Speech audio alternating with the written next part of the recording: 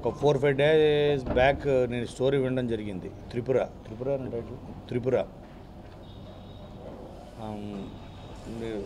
చాలా extraordinary story. మాకు యాక్చువల్గా స్వాతి నేను స్టోరీ విన్న తర్వాత అనుకున్నా రాజ్ కిరణ్ డైరెక్షన్లో చేయాలని అమ్మాయికి రాసి పెట్టి ఉంది. ఎందుకంటే first film actual Gitanjali story చెప్పింది అమ్మాయికి చెప్పాం. అప్పుడు నేను ఫోన్లో కూడా మాట్లాడా. అప్పుడు కొన్ని కారణాలు తను ఏదో తమిళ్లో ఏదో సినిమా డేట్స్ కమిట్ అవ్వడం వల్ల తను ఆ సినిమా మిస్ అయింది గీతాంజలి. ఆ తర్వాత మళ్ళీ ఈ త్రిపుర తనకి రాసి పెట్టింది అనుకున్నాను. ఎందుకంటే స్టోరీ వినంగానే ఇది హీరోయిన్కి ఎలా అయితే అంజలికి గీతాంజలి తన కెరియర్లో మైల్ స్టోన్ ఫిల్మ్ అవుతుందో అలాగే స్వాతికి అలాగే నవీన్ చంద్రకి. ఎందుకంటే చాలా నేను ఆ క్యారెక్టరైజేషన్ అంతా విన్నప్పుడు చాలా ఎనర్జెటిక్గా ఒక రవితేజ ఒక రామ్ ఇలాంటి యంగ్ హీరోస్ వాళ్ళకుండే ఎనర్జీ అండ్ చాలా పెర్ఫార్మెన్స్ ఓరియంటెడ్. ఆ సక్సెస్లో నన్ను కూడా భాగం చేసినందుకు మరొకసారి ఆయనకి పాదాబంధం చేసుకుంటున్నాను.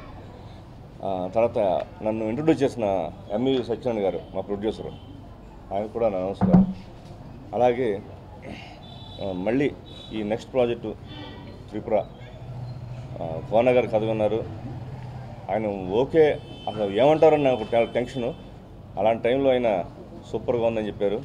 అది నాకు చాలా బ్లెస్సింగ్స్ మాట.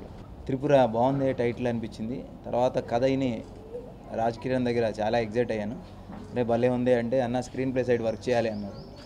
సో అక్కడి నుంచి చిన్నగారిని పరిచయం చేశారు. చిన్నగారిని పరిచయం చేసేటప్పుడు మనం ఆల్రెడీ పెద్ద సినిమాలతో కొంచెం బిజీగా ఉన్నాం.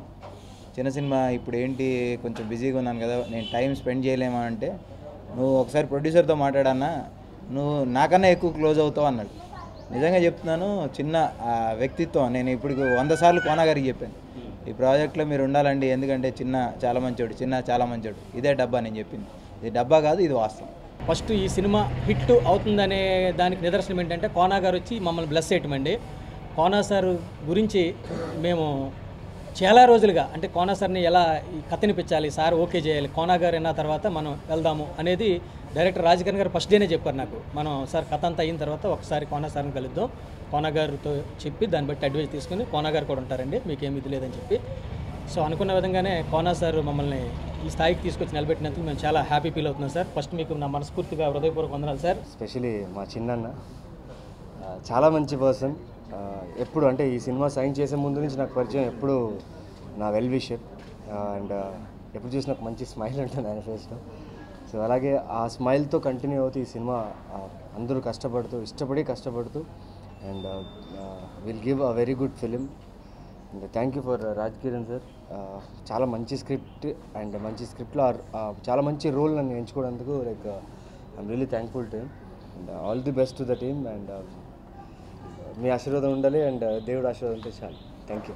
అంటే మా డైరెక్టర్ అనుకంటే మా డైరెక్టర్ ఆయన నిజంగా చాలా టాలెంట్ ఉన్న వ్యక్తి. మేము ఎంవివి సినిమా బ్యానర్లో సినిమా చేద్దామని ఆల్మోస్ట్ 4-5 years నుంచి చాలా కథలు వినడం జరిగింది. ఫస్ట్ టైం రాజ్ కిరణ్ గారు చెప్పిన కథ ఆయన చేసుకున్న విధానం మాకు నచ్చి కోన వెంకట గారు సహకారంతో ఆ సినిమా చేసాం. కోన వెంకట గారు వెనకాలండి ఆ సినిమాని మొత్తం నడిపించారు. ఆ సినిమా ఎంత పెద్ద సక్సెస్ అయిందో మీ అందరికీ తెలుసు. అదేవిధంగా త్రిపుర కూడా అంత పెద్ద సక్సెస్ అవుతుందని నాకు పూర్తిగా నమ్మకం ఉంది. ఎందుకంటే రాజ్ కిరణ్ గారి మీద నాకు నమ్మకం. వెలుగొండ శ్రీనివాస్ గారు ఉన్నారు, మా కోన గారు కూడా దానికి చిన్న సహకారం అంతా దానికి వెనకాల ఉంటుంది. కాబట్టి ఈ సినిమా కూడా పెద్ద సక్సెస్ అవ్వాలని నేను మనస్ఫూర్తిగా భగవంతుని ప్రార్థిస్తూ. డైరెక్టర్ గారు కథ చెప్పినప్పుడు చాలా ఎగ్జైట్మెంట్తో ఫీల్ అయ్యామండి కథని. ఈ సినిమాని కష్టపడి పనిచేద్దాం కథని ఎగ్జైట్మెంట్తో పనిచేసాము. సో కోన గారు, సిని గారు లాంటి పెద్ద రైటర్లతో నేను కూడా ఈ సినిమా పనిచేస్తాను, చాలా ఆనందంగా ఉందండి. ఫస్ట్ సినిమా చేస్తాను కాబట్టి మీ అందరూ బ్లెస్సింగ్ నాకు కావాలి.